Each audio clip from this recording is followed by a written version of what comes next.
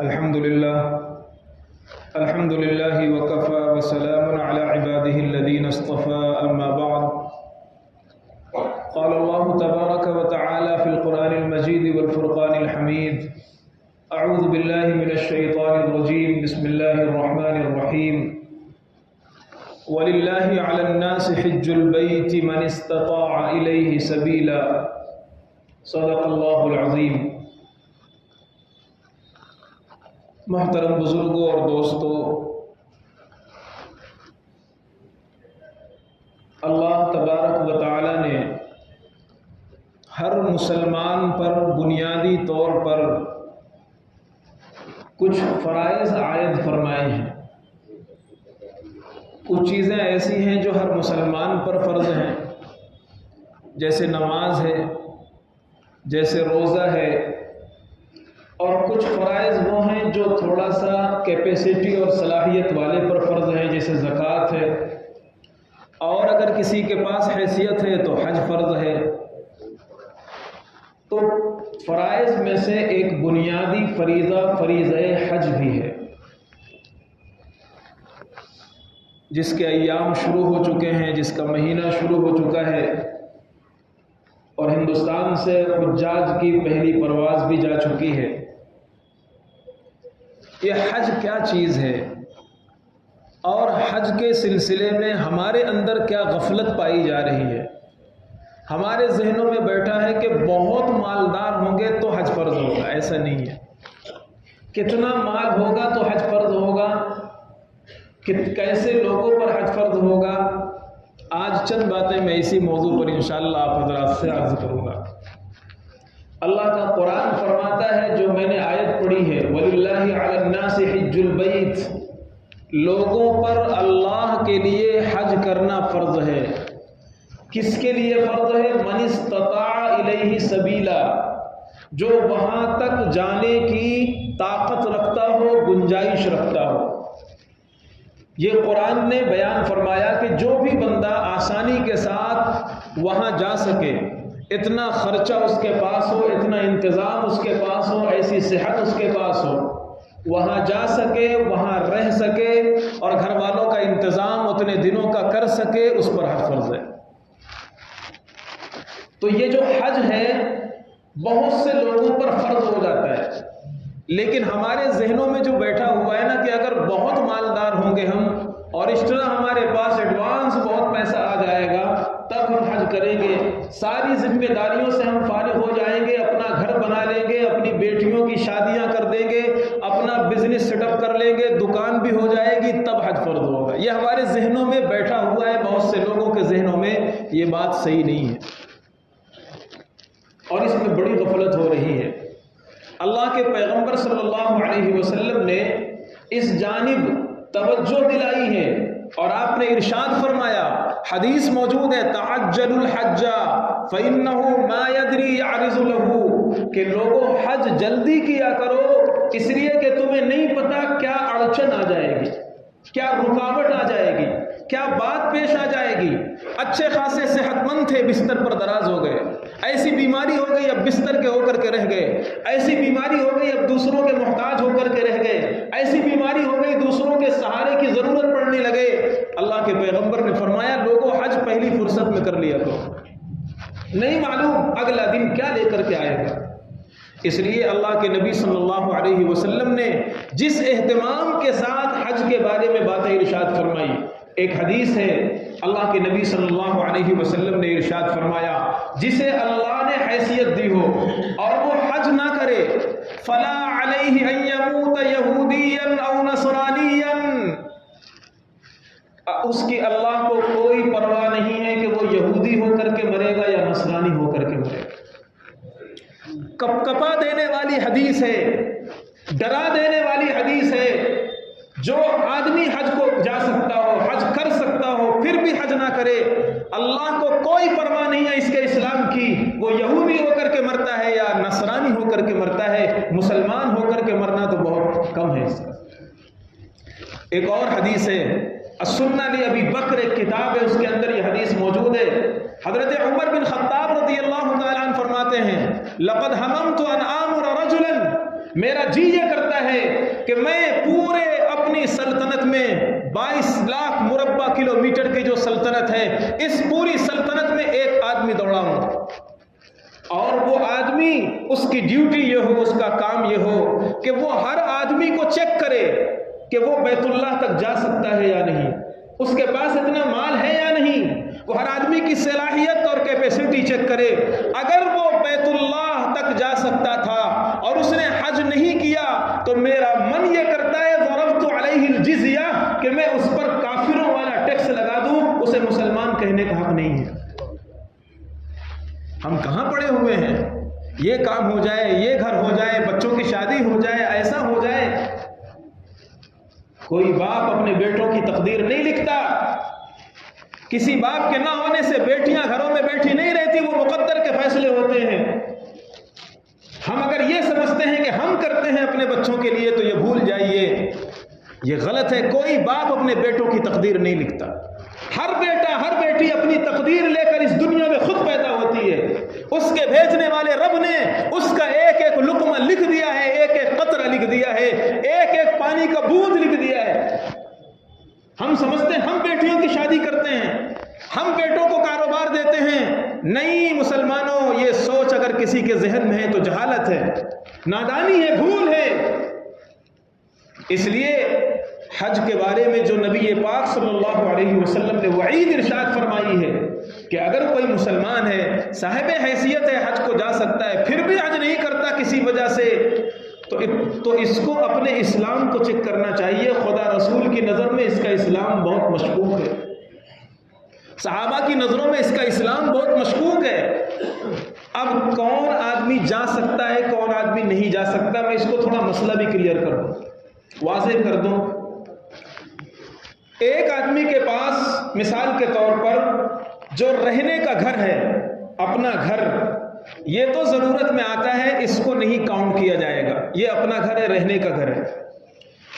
یا ایک آدمی کے پاس مثال کے طور پر اتنا کھیت ہے کہ اس کھیت سے سال بھر کا غلہ آتا ہے، سال بھر وہ کھانا کھاتا ہے اپنے کھیت کے غلے سے، یہ ضرورت میں شمار ہوگا، یہ کاؤنٹ نہیں کیا جائے گا۔ لیکن اگر اپنے رہنے کے گھر کے علاوہ ایک دوسرا فلیٹ ہے جس کو اس نے بھاڑے پر چڑھا رکھا ہے، بھاڑے پر دے رکھا ہے، یا اتنا کھیت ہے کہ ایک سال کا غلہ آنے کے بعد پھر اور کھیت بہت بچ جاتا ہے، تو ایسی چیزوں کو بیچ کر حج کرنا بھی فرض ہے۔ کہاں ہیں ہم لوگ؟ عورتوں کے پاس سونا، آج سونا بہت مہنگا ہو گیا، 1 لاکھ کے پار پہنچ رہا ہے۔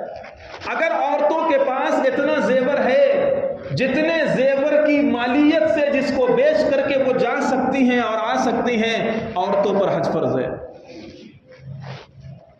اور آج کل حج کمیٹی سے اگر جا رہے ہیں، الگ الگ علاقوں سے الگ الگ پیسے ہیں۔ ممبئی والوں کے لیے 3,20,000 یا اسی کے لمسم رقم ملتی ہے حج کمیٹی سے۔ آپ اندازہ لگائیے 3,20,000 کا زیور کیا ہمارے گھر کی عورتوں کے پاس نہیں ہے؟ 3,20,000 کا اماؤنٹ پیسے کی شکل میں ہو، زیور کی شکل میں ہو، یا ضرورت سے زیادہ زمین جائیداد کی شکل میں ہو، اگر آدمی اتنے کا مالک ہے تو اس پر حج کرنا فرض ہے۔ اگر کوئی بندہ گھر کے لیے سیونگ کر رہا ہے، رقم جمع کر رہا ہے، اپنے ذاتی گھر خریدنے کے لیے جمع کر رہا ہے، اور اس کے پاس 4-5 لاکھ روپے ایسے بچ گئے، اور یہ حج کا مہینہ شوال، ذی القعدہ، ذی الحجہ کے 10 دن یہ حج کے ایام شمار کیے جاتے ہیں، یہ حج کا مہینہ شروع ہو گیا اور اس کے پاس اتنی یہ رقم ہے اور قرضہ ورضہ نہیں ہے، تو اس پر یہ حج فرض ہو جائے گا۔ اب آپ اندازہ لگائیے کتنے مسلمان ہیں جس پر حج فرض ہے۔ ایک بڑی تعداد مسلمانوں کی ہے جن پر حج فرض ہے۔ اگر مثال کے طور پر بیٹیوں کی شادی کے لیے ہم نے زیور بنا بنا کر کے رکھا ہے، بڑی بیٹی کے لیے 2 تولہ، چھوٹی بیٹی کے لیے 3 تولہ، اس کے لیے 4 تولہ، یہ سب ہماری ملکیت ہے، شادی ہوگی بعد میں، حج کرنا ابھی فرض ہے۔ کتنے گھر ایسے ہیں جن میں حج فرض ہو جاتا ہے، اور عجیب و غریب ستم ظریفی ہے، مسئلہ معلوم نہ ہونے کی وجہ سے بیٹے کے پاس مال آیا، باپ بیچارہ زندگی بھر کرتا رہا، اب ریٹائر ہو گیا، گھر میں رہتا ہے، باپ پر حج فرض نہیں ہوا، اس کے پاس پیسے نہیں، اس کے پاس مال نہیں، بیٹے نے جاب شروع کیا، دکان شروع کیا، کام شروع کیا، بیٹے کا بزنس اچھا چلا، اس کے پاس پیسے آ گئے تو حج فرض ہوا بیٹے پر، لیکن سماج یہ کہتا ہے کہ باپ نے حج نہیں کیا ہے، بیٹے کی ہمت کیسے ہوگی حج کو جانے کے لیے، اس لیے بیٹا اپنا فرض حج نہ کر کے اپنے والد کو بھیجتا ہے، اس کا یہ فرض حج سے محروم ہوتا ہے اور اپنے باپ کو حج کراتا ہے۔ اگر آدمی کے پاس حیثیت ہے بے شک وہ اپنے والد کو حج کرائے، بڑی سعادت مندی کی بات ہے، لیکن اپنا فرض حج نہ چھوڑے، اپنا فرض حج غارت نہ کرے۔ اس لیے بیٹے پر اگر حج فرض ہوا ہے، کیا کہیں گے گھر والے، کیا کہیں گے دنیا والے، کہنے دو، جو تمہارے اوپر فرض حج ہے اس کو پورا کرو۔ بہت سے لوگ ایسے ہوتے ہیں جن کے پاس پیسے تو کم ہیں لیکن کھیت بہت ہیں، گاؤں میں زمین بہت پڑی ہوئی ہے اور ایسے ہی پڑی ہوئی ہے، اور اتنے زیادہ کھیت ہیں کہ اگر ان کا سال بھر کا غلہ ہے تو وہ 1-2 بیگھہ کھیت سے پورا ہو جاتا ہے، باقی 3-4 بیگھے اور زیادہ کھیت پڑے ہوئے ہیں، تو یہ بندہ ایسا ہے جس پر حج فرض ہے۔ اگر کھیت بیچ کر حج کو جانے کی ضرورت پڑے گی تو کھیت بیچ کر حج کرنا ضروری ہے۔ اب آپ اندازہ لگائیے کہ اس تفصیل کے مطابق بہت کم لوگ ہم میں ایسے ہیں جن پر حج فرض نہ ہو، جو تھوڑا صاحب حیثیت ہیں۔ اس لیے یہ ذہن میں جو بات ہمارے بیٹھی ہوئی ہے کہ اگر ہمارے پاس بہت پیسہ ہوگا، بہت مال ہوگا، بہت دولت ہوگی، تب جا کر کے حج فرض ہوگا، یہ ایسی چیز نہیں ہے۔ جو بندہ حج کو جا سکے، آ سکے اور ان 40 دنوں کا خرچہ گھر والوں کے لیے ارینج کر سکے، دے سکے، اس بندے پر حج فرض ہے۔ اور حج کیا چیز ہے؟ بڑی عجیب عبادت ہے۔ تمام عبادتیں اللہ کی بڑی اہم ہیں، لیکن حج کے اندر جو اللہ تعالیٰ نے شان رکھی ہے عاشقانہ عبادت کی، وہ کسی اور عبادت کے اندر نہیں ہے۔ اللہ کے پیغمبر صلی اللہ علیہ وسلم تشریف فرما ہیں، امی عائشہ رضی اللہ تعالی عنہ، امی جان، وہ بیٹھی ہوئی ہیں، فضیلت بیان ہو رہی ہے میدان کارزار میں لڑنے کی، میدان کارزار میں اپنے آپ کو قربان کرنے کی۔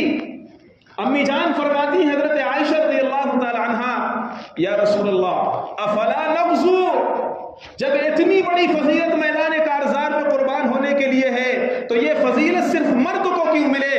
افلا نغزو، کیا یہ عورتیں میدان کارزار میں نہیں جا سکتی، اپنے اللہ کی راہ میں قربان ہونے کے لیے نہیں جا سکتی؟ یہ جذبہ تھا صحابیات کا، خواتین کا، کہ اگر مرد اس فضیلت کو حاصل کر رہے ہیں تو عورتیں اس فضیلت کو حاصل کرنے سے پیچھے نہیں رہیں گی۔ افلا نغزو یا رسول اللہ، کیا عورتیں بھی میدان کارزار میں جایا کریں؟ اللہ کے پیغمبر صلی اللہ علیہ وسلم نے بڑی پیاری بات ارشاد فرمائی، فرمایا عورتوں کے لیے حج کرنا یہی میدان کارزار میں لڑنے کے برابر ہے۔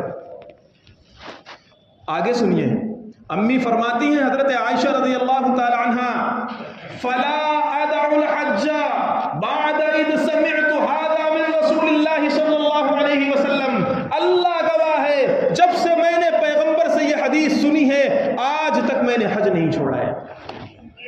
وہ جانتے ہیں فضیلت کیا ہے، فرض حج بھی کرتی ہیں اور نفلی حج بھی کر رہی ہیں، کہ عورت کے لیے میدان کارزار میں قربان ہونے سے افضل اللہ کے گھر کی زیارت ہے، بیت اللہ کا حج ہے۔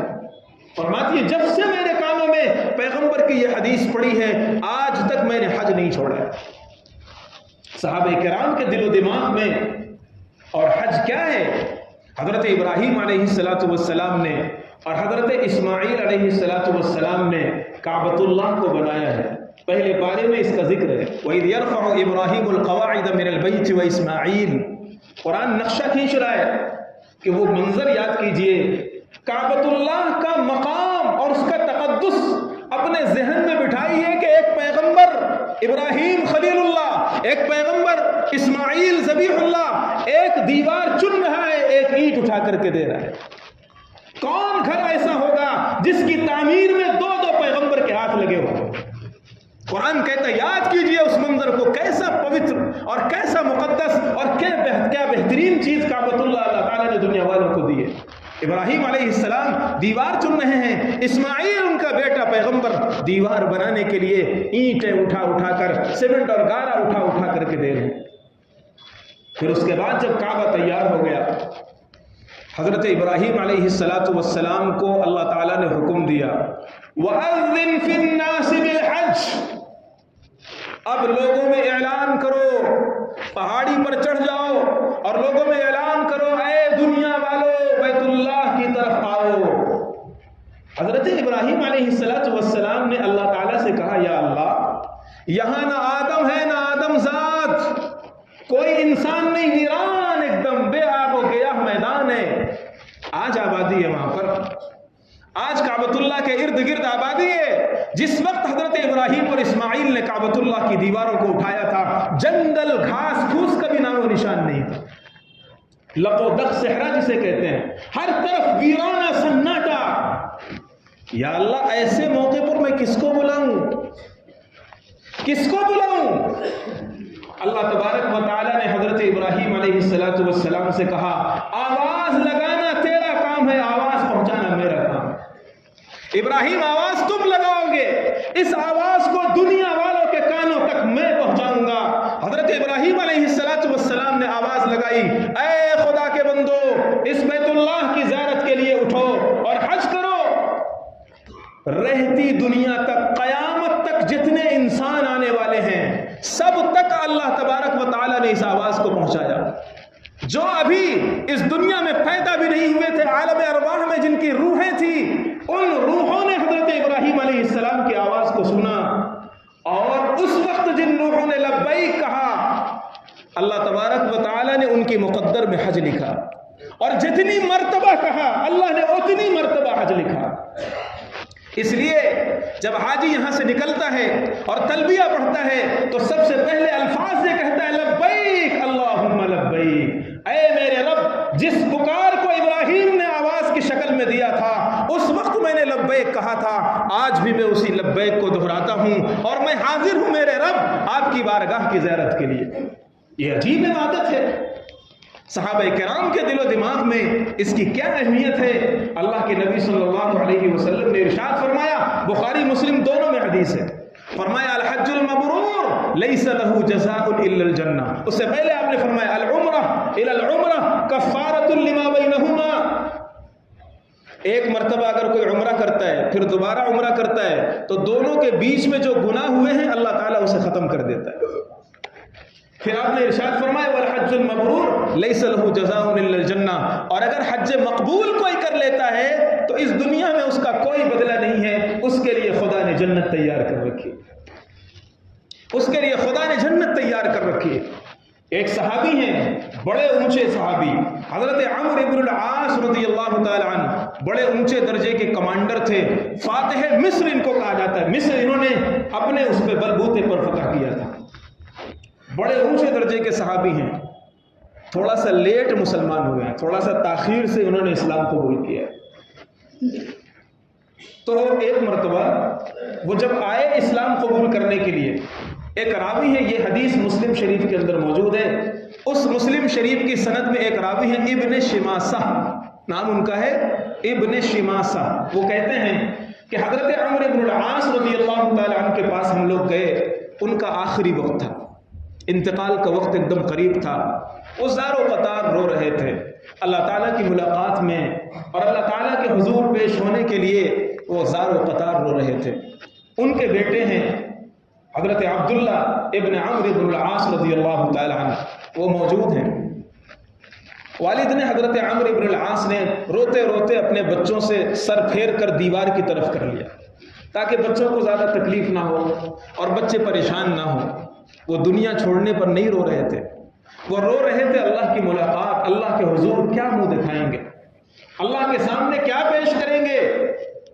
حضرت سفیان ثوری رحمت اللہ علیہ ایک مرتبہ صرف مسجد میں داخل ہوتے وقت زندگی میں ایک مرتبہ انہوں نے دایاں پیر داخل کر دیا تھا، بڑا گناہ نہیں، ایک مرتبہ پوری زندگی مسجد میں داخل ہوتے وقت انہوں نے بایاں پیر داخل کر دیا تھا، دائیں پیر سے داخل ہونا چاہیے، بایاں پیر داخل کر دیا تھا۔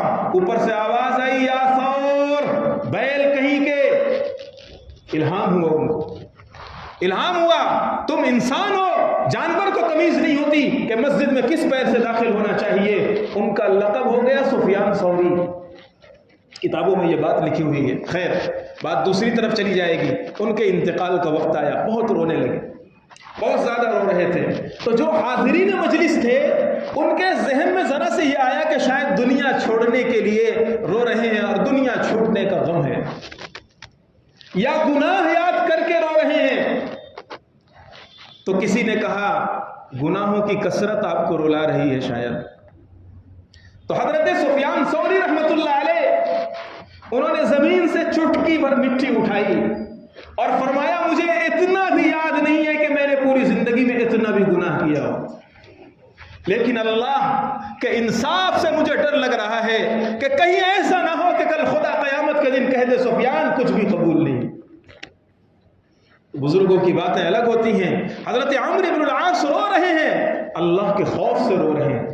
پھر انہوں نے حضرت عمرو بن العاص رضی اللہ تعالی عنہ نے اپنے اسلام لانے کا واقعہ بیان فرمایا اسی وقت، وفات کے وقت میں، اور فرمایا جب میں پیغمبر کی خدمت میں پہنچا اور اسلام لانے کے لیے میں قریب پہنچا اور میں نے کہا ابسط یدک لابایعک یا رسول اللہ، پیغمبر اپنا ہاتھ بڑھائیے، میں آپ کے ہاتھ پر بیعت کرتا ہوں اور اسلام قبول کرتا ہوں۔ پیغمبر نے اپنا ہاتھ بڑھایا، میں نے اپنا ہاتھ کھینچ لیا۔ پیغمبر نے ہاتھ بڑھایا اور میں نے اپنا بڑھا ہوا ہاتھ کھینچ لیا۔ اللہ کے پیغمبر نے فرمایا کیا بات ہے؟ حضرت عمرو فرماتے ہیں کہ میں نے کہا یا رسول اللہ میں ایک شرط لگانا چاہتا ہوں، اللہ کے پیغمبر سے شرط لگانا چاہتا ہوں۔ اللہ کے پیغمبر نے فرمایا کیا شرط لگانا چاہتے ہو؟ اسلام تو قبول کروں گا لیکن ایک شرط ہے۔ شرط کیا ہے؟ کیا شرط ہے؟ ان لوگوں کی عجیب مستانے لوگ تھے، نبی کے دیوانے لوگ تھے، انہوں نے شرط یہ نہیں لگائی کہ مال ملے، یہ ملے، جاہ ملے، عہدہ ملے، منصب ملے، دولت ملے، نہ، شرط کیا لگائی؟ یا رسول اللہ میرے پچھلے گناہ معاف ہو جائیں، میں تاخیر سے اسلام قبول کر رہا ہوں، ایسا نہ ہو کہ میں اسلام تو قبول کروں لیکن میرے دامن پر داغ اور دھبے لگے ہوئے ہوں پچھلی زندگی میں نافرمانی کرنے کے، شرک کے، بت پرستی کے، غیر اللہ کے سامنے جھکنے کے داغ اور دھبے میرے سینے میں ہوں، یہ مجھے گوارا نہیں۔ اللہ کے پیغمبر صلی اللہ علیہ وسلم خوش ہو گئے، فرمایا اما علمت یا عمرو تمہیں معلوم نہیں ان الاسلام یہدم ما کان قبلہ، اسلام اپنے سے پہلے گناہوں کو مٹا کر ختم کر دیتا ہے۔ پھر آپ نے اگلا جملہ اسی حدیث میں ارشاد فرمایا وَإِنَّ الْحَجَّ يَهْدِمُ مَا كَانَ قَبْلَهُ، اور حج بھی اس سے پہلے کے گناہوں کو صاف کر دیتا ہے، معاف کر دیتا ہے۔ تو انسان سے جو بھی گناہ ہو گئے ہوں وہ حج کرنے کی برکت سے اللہ تعالیٰ معاف کر دیتے ہیں۔ لیکن یہاں رک کر کے ایک بات سمجھیے، ایک ہے ذنوب اور ایک ہے حقوق۔ ذنوب کا مطلب ہے گناہ، کوئی غلط بات ہو گئی، اللہ تعالیٰ کی کوئی نافرمانی ہو گئی، نماز ہم سے چھوٹ گئی، یا کوئی اور اس طرح کی چیزیں ہو گئیں تو حج سے وہ معاف ہو جائے گا۔ لیکن حقوق، کسی کا مال ہم نے دبا لیا، کسی کا پیسہ لے لیا، کسی کا مال لے کر فرار ہو گئے، دکان میں ادھار لے کر بھاگ گئے، یا اور کسی کی زمین دبا لیا، کسی کی جائیداد لے لیا، کسی کا مال ہڑپ کر لیا، بہنوں کو میراث نہیں دیا، یہ حقوق ہیں۔ یہ آدمی حج نہیں 100 حج کر لے تو بھی معاف نہیں ہو سکتے۔ اس لیے مسلمانوں، ذنوب الگ چیز ہے، حقوق الگ چیز ہے۔ حج گناہوں کو مٹاتا ہے، ذنوب کو ختم کرتا ہے، حقوق کو نہیں ختم کرتا۔ حقوق جب تک ادا نہ کر دیا جائے یا صاحب حق سے بندے سے معافی نہ مانگ لی جائے تب تک معاف نہیں ہو سکتا۔ اس لیے کہاوت مشہور ہے نا، 100 چوہے کھا کے بلی چلی حج کو، یہ اسی وجہ سے ہے۔ یعنی آدمی یہ سوچے کہ میں یہ کر لوں، یہ کر لوں، یہ کر لوں، اور پھر ایک حج کر لوں سارے پاپ ختم ہو جائیں گے، میں صاف ستھرا ہو جاؤں گا، نہیں، حقوق کبھی معاف نہیں ہو سکتے۔ اللہ کی عدالت میں بھی حقوق نہیں معاف ہوں گے جب تک کہ بندہ ادا نہیں کرے گا۔ اللہ فرمائیں گے جو تمہارا میرا اور تمہارا میٹر ہے وہ تو چلو معاف کرتا ہوں، لیکن جو تمہارے بھائی کے ساتھ تم نے کیا ہے، انسانوں کے ساتھ تم نے کیا ہے، بہنوں کو میراث نہیں دیا، ساری والد کی جائیداد خود ہڑپ کر کے بیٹھ گئے، بھائی در در بھٹکتا رہا، ایک بھائی نے قبضہ کر لیا، طرح طرح کے مسائل ہیں لوگوں کے، یہ معاف نہیں ہوں گے۔ اور شیطان بڑا ہوشیار ہے، شیطان ہم کو لاجک سکھاتا ہے، تم نے چونکہ والد کا سپورٹ بہت کیا تھا اس لیے ساری پراپرٹی میں حق تمہارا ہے۔ بھائی چھوٹے چھوٹے تھے، پڑھ رہے تھے، وہ کچھ نہیں کر رہے تھے، تم والد کے ساتھ کاروبار میں تھے، تم نے سب کچھ کیا۔ پوچھو مسائل مفتیوں سے، کس صورت میں کس کو ملے گا، کس صورت میں کس کو نہیں ملے گا. یہ مفتی اسی لیے ہیں، علماء اسی لیے ہیں، پوچھئے ان سے. خیر، بات دوسری طرف نکل جائے گی. میں عرض یہ کر رہا ہوں کہ حج سے گناہ صرف معاف ہوں گے، حقوق نہیں معاف ہوں گے. اس لیے اگر حقوق ہمارے ذمے ہیں تو پہلی فرصت میں ان کو ادا کیجئے، معافی تلافی کیجئے اور اپنا دامن بالکل صاف کر لیجئے. اس لیے کہ خدا کی عدالت میں بھی حقوق نہیں معاف ہوں گے. اور وہاں پیسے نہیں چلیں گے، وہاں ڈالر نہیں چلیں گے، وہاں نیکیوں کی کرنسی چلے گی، وہاں نیکیوں کی کرنسی چلے گی. الاشباح والنظائر ایک کتاب ہے جو آخری سال میں مفتیوں کو پڑھائی جاتی ہے. اس میں لکھا ہوا ہے کہ اگر کوئی کسی کا ایک دانق دبا لے گا، ایک دانق سمجھتے ہیں ایک درہم کا چھٹا حصہ، یعنی آپ اس میں یہ سمجھ لیجئے آج کل مثال کے طور پر 100-200 روپے ہو سکتے ہیں، بہت معمولی مقدار. تو اس ایک درہم کے اس حصے کے بدلے میں 700 مقبول نمازیں اسے دینی پڑے گی. ہماری جھولی ویسے ہی خالی ہے، کچھ نہیں ہمارے پاس. کون سی نماز؟ مقبول نماز جو اللہ کی یہاں مقبول ہوئی ہو. ایسی نماز تو شاید ہماری جھولی میں پتہ نہیں ہے بھی یا نہیں. اگر کوئی کسی کا حق دبا لے گا، خدا کا معاملہ بڑا سخت ہے. اس لیے حج کرنے کے باوجود بھی وہ معاف نہیں ہوگا. حج کرنے سے صرف گناہ دھلتے ہیں، گناہ معاف ہوتے ہیں. اسی طرح اللہ کے پیغمبر صلی اللہ علیہ وسلم نے ارشاد فرمایا، من حج فلم یفسق ولم یرفث رجع کیوم ولدته امه. جس نے حج کیا اور صحیح ڈھنگ سے کیا، اس میں کوئی غلط بات نہیں کی، زبان کے گناہ سے بھی بچا، جسمانی گناہ سے بھی بچا، نظر کے گناہ سے بچا، ہر قسم کے گناہ سے بچا، وہ ایسا لوٹے گا جیسے آج ہی اپنی ماں کے پیٹ سے پیدا ہوا. یعنی یہاں بھی یہی مسئلہ ہے، گناہ اس کے سب دھل جائیں گے، گناہ اس کے سب ختم ہو جائیں گے. اور کیوں نہیں ختم ہوں گے؟ کیوں نہیں ختم ہوں گے؟ ذرا سا بس مختصر وقت رہ گیا ہے. ذرا سا آپ حج کی عبادت کو تو سوچئے. اللہ کی محبت میں اس نے سلے ہوئے کپڑے اپنے بدن سے اتار دیے. سلے ہوئے کپڑے نہیں پہننا ہے، اللہ کا حکم ہے. کبھی عادت نہیں ہے لنگی باندھنے کی، لنگی پہننے کی، اور بدن کا یہ کاندھا کھل رہا ہے، لیکن اب اللہ کا حکم ہے تم کو اسی لباس میں آنا ہے.